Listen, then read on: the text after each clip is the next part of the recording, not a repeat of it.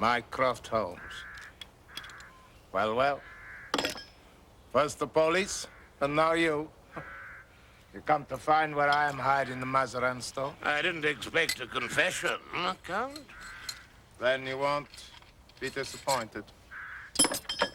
Please, if you wish. Be careful. It's a hair trigger.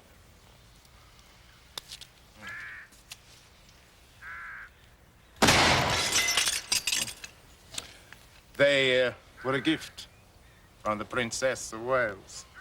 Such balance, such workmanship.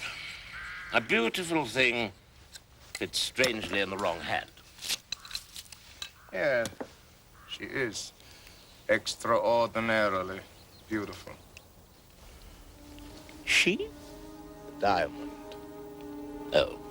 I must say I'm surprised no one has been tempted to steal her away from Whitehall before. I'm sure the temptation was there, Count. All that was lacking was audacity and opportunity. Ah, audacity and opportunity. And motive. Avariciousness and greed are motives, Count. I'm sure you're familiar with them. The police are satisfied that I was away from the building when the theft occurred. Okay, Sarah. Sarah.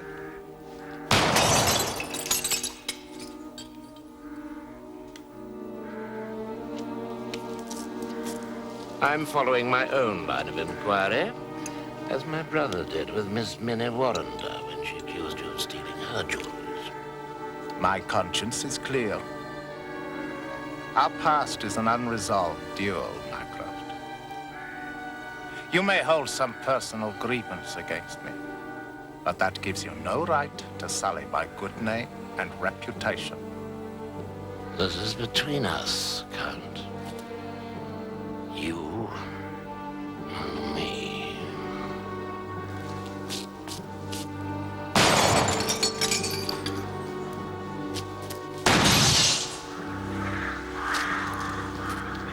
Oh, do forgive me.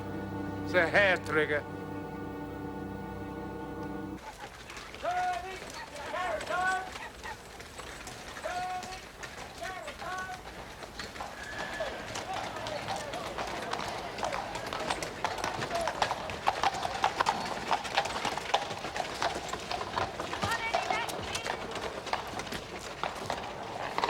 Should have waked up.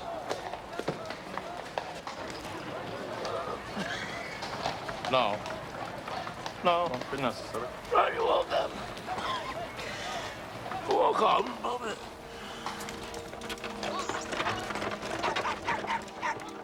My dear Holmes, I agree that $5 million is an impossibly generous offer. But for the sake of my old tutor, I hope it doesn't prove to be false. I'm sorry to disturb you, Doctor. There's a Mr. Gary Deb to see you. Thank you, Mrs. Hudson. Show him in.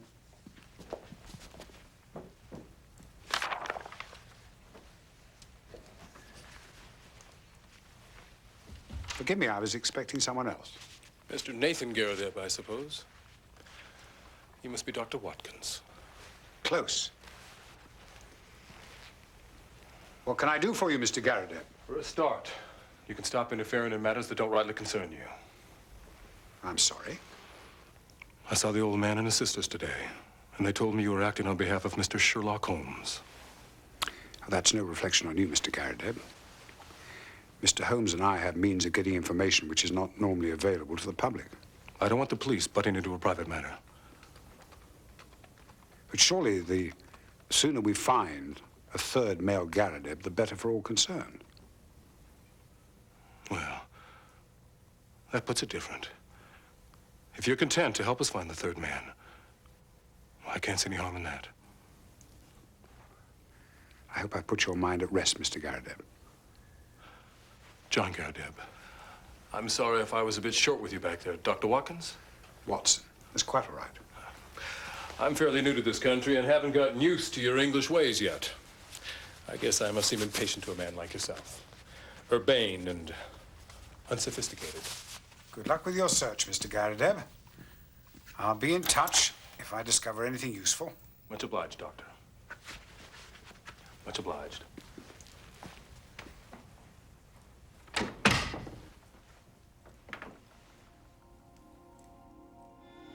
John Garrideb has an English coat, frayed at the elbow and trousers, bagged at the knees with at least a year's wear. Despite what he says, I'll wager that he hasn't just arrived in this country. You would hardly refuse to trade with someone who possessed a diamond of exceptional quality?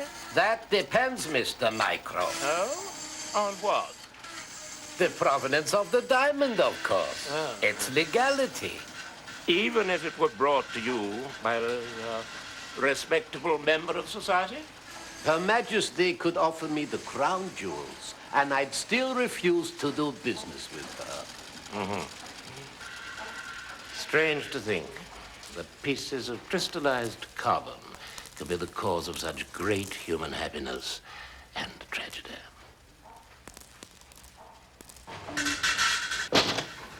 Some things are better said in private, Mr. Mycroft. You do understand. I think we understand each other. You have a reputable business. You can't afford to make mistakes. L'chaim. You were offered a diamond. Yes. I was interested, of course. He was willing to pay a lot of money. Who was? Tell me. The Count. And his name? Count Silvius.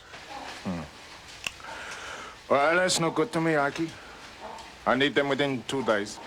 With the greatest respect, sir, only Roger Presbury could have cut your diamond in less than a week, and he took his skills with him to the grave.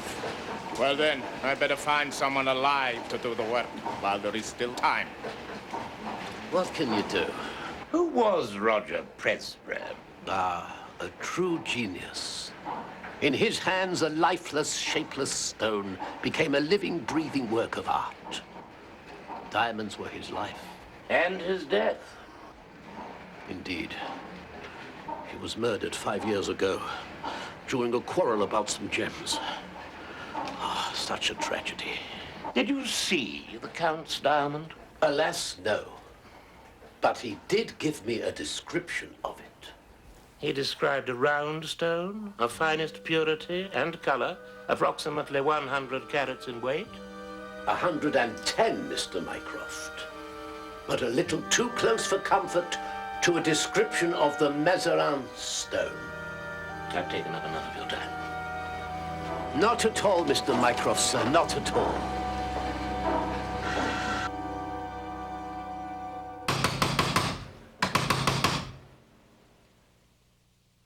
Ladies!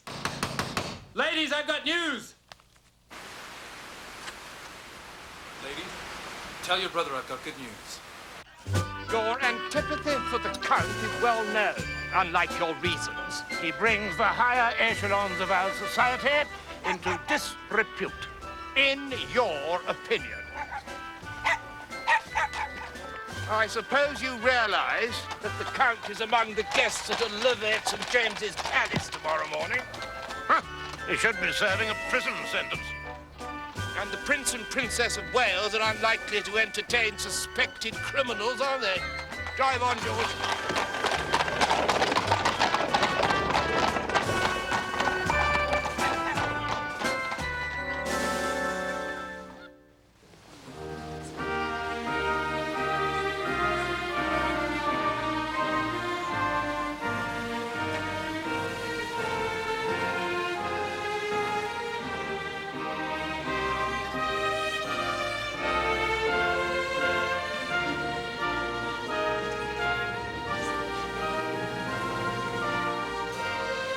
Enchanting.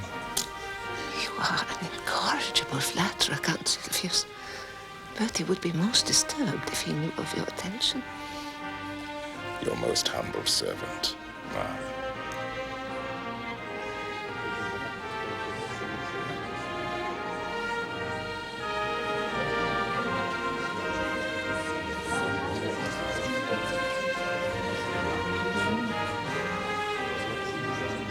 A beautiful thing fits strangely in the wrong hand.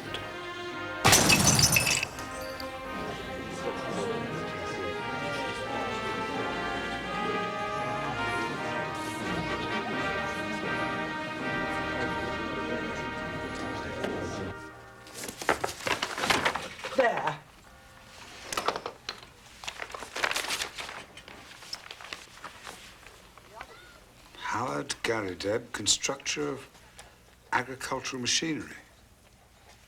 Binders, reapers, steam and hand plows, drills, harrows, farmers' carts, buckboards, all other appliances. Estimates for artesian wells, apply Grosvenor Buildings, Aston. John, Nathan, and now Howard. The third Garrideb. Read the advertisement again, Doctor. Look at the spelling. Howard Garrideb, constructor of agricultural machinery, binders, reapers, steam and hand plows. And how do you spell plows? P-L-O-W-S. Oh, that's American spelling. Well, it could be a printer's error. Buckboards, artesian wells in Birmingham. So, you're implying that this advertisement has been written by an American, John Garrideb. And this Howard Garrideb simply doesn't exist. And yet he has asked Nathan to meet him in his office alone tomorrow night in Birmingham. Now, something is wrong, Doctor. Terribly wrong.